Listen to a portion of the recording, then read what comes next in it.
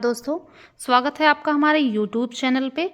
आज की इस वीडियो में हम पढ़ेंगे भूगोल का इतिहास, जो संबंधित है भौगोलिक चिंतन के इतिहास से। इतिहास एक विषय है, पर सभी विषयों का अपना एक इतिहास है।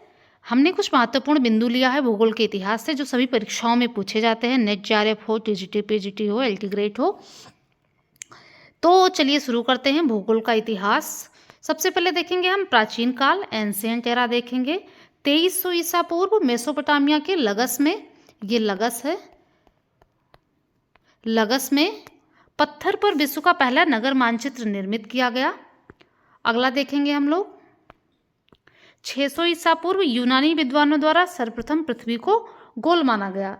वैसे व्यावहारिक भूगोल की बात करें तो यात्रा मानचित्र, दिशा ज्ञान यूनान से पहले भी मिस्र, मेसोपोटामिया और भारत और चीन में मौजूद था, लेकिन यूनानियों ने इसे एक स्वतंत्र और व्यवस्थित वैज्ञानिक विषय के रूप में स्थापित किया।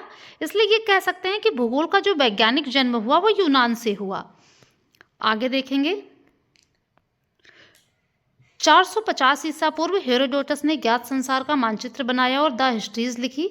इसमें थोड़ी सुधार की जरूरत है, क्योंकि हेरोडोटस ने खुद कोई मानचित्र नहीं बनाया, बल्कि इन्होंने कई देशों की जो है नदियों, समुद्रों, पर्वत, जलवायु और मार्गों का वर्णन किया। इन्होंने मिस्र, एशिया माइनर, फारस, यूनान आदि क्षेत्रों की यात्राएं की। वहाँ जो देखा सुना उसे इन्होंने लिपिबद्ध किया। अलग अलग देशों की परंपराएं, रीति रिवाज, धर्म और शासन व्यवस्था का वर्णन किया। यही कार्य आगे चलकर मानव भूगोल की नींव बना। तो इनके यात्रा वृत्तांतों से, इनके सभी देशों के विवरणों से अन्य मानचित्रकारों ने मानचित्रों की रचना की।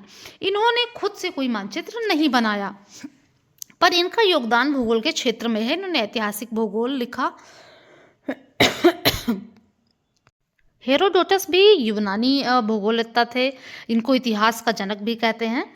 इन्होंने, इनकी जो प्रमुख पुस्तक है वो द हिस्ट्रीज है। माना जाता है कि यूनानियों ने पहली बार धरती, स्थान, दूरी, दिशा और प्राकृतिक घटनाओं को धार्मिक कथाओं से अलग तर्क, निरीक्षण और गणना के आधार पर समझने की कोशिश की थी। यूनान जो है वो यूरोप महाद्वीप का देश है। इसकी राजधानी एथेंस, भाषा इसकी ग्रीक है। इसको ग्रीस भी कहते हैं। इसके यूनान में अनुकूल भौगोलिक स्थिति है। इसके पूर्व में एजियन सागर है, आयोनियन सागर इसके पश्चिम में है, भूमध्य सागर दक्षिण में है, सैकड़ों द्वीप हैं जैसे क्रीट, रोड्स, सेंटोरिनो। समुद्री यात्रा और नए क्षेत्रों की खोज यहाँ अनिवार्य हुई, जिससे दिशा, दूरी और मानचित्र की जरूरत पड़ी। यूनानी व्यापारी दूरदराज देशों तक गए और अपने अनुभवों को लिखित रूप में दर्ज किया। विभिन्न देशों, नदियों, पर्वतों और जलवायु का वर्णन किया। यात्रा विवरण से भौगोलिक ज्ञान विकसित हुआ। यूनानियों ने प्राकृतिक घटनाओं को देवताओं की कृपा से नहीं, बल्कि तर्क और निरीक्षण से समझा। इसी सोच के कारण भौगोलिक वैज्ञानिक विषय के रूप में उभरा यूनान में।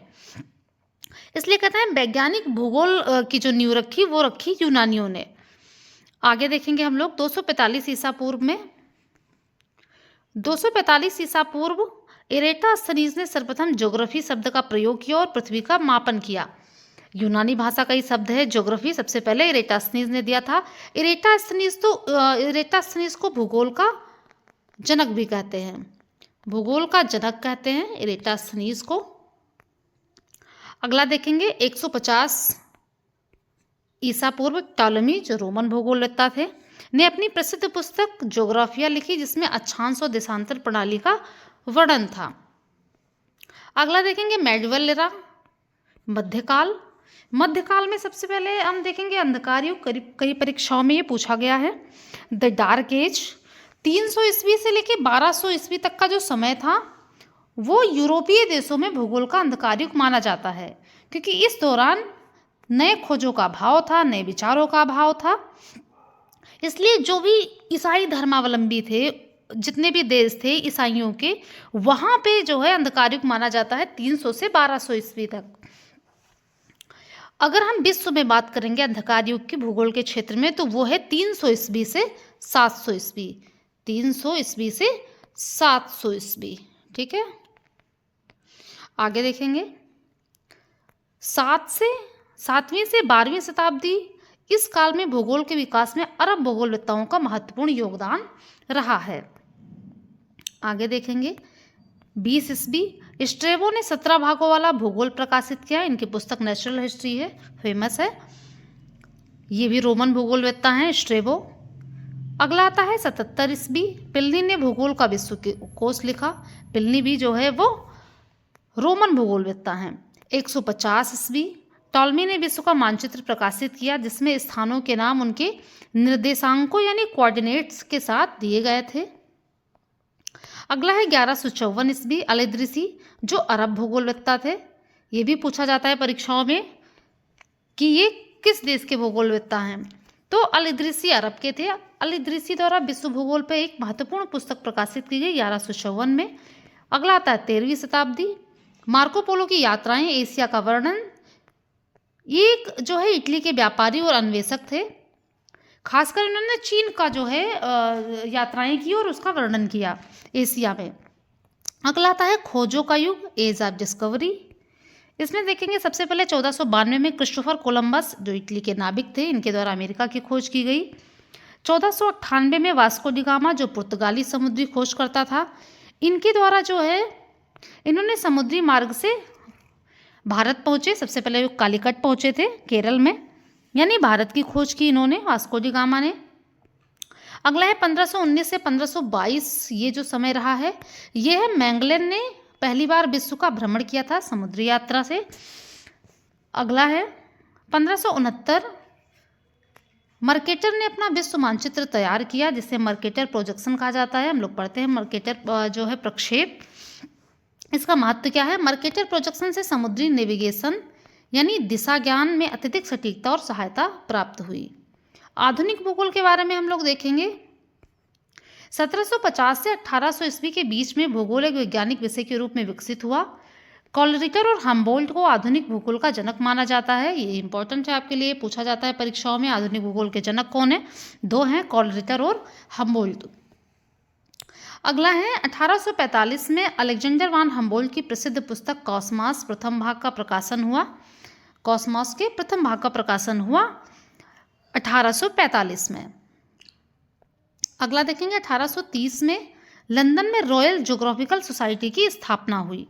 1888 1888 वाशिंगटन डीसी में नेशनल ज्योग्राफिक सोसाइटी की स्थापना की गई। अगला देखेंगे हम लोग 1895 में विश्व का प्रथम time Atlas of the world प्रकाशित हुआ।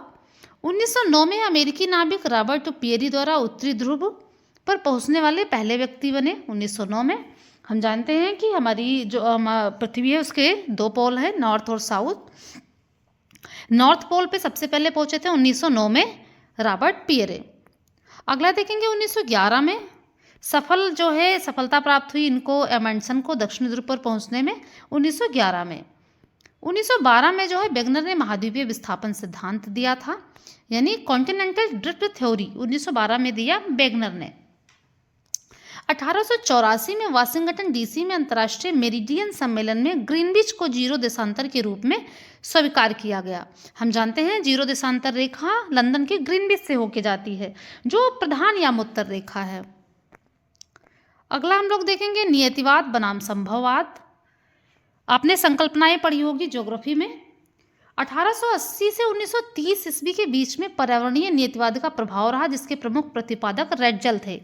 नियतिवाद का मतलब ये मानते थे कि प्रकृति सर्वोपरि है, मनुष्य प्रकृति का दास है, सब कुछ पहले से नियत है, यानी प्रकृति ही सब कुछ निर्धारित करती है, मनुष्य कुछ नहीं है। मनुष्य जो है प्रकृति का दास है। इसके विपरीत, इसके जो है विरोध में आया 1900 से 1950 के बीच में विडाल जेला ब्लास द्वारा संभववाद की विचारधारा का विकास हुआ।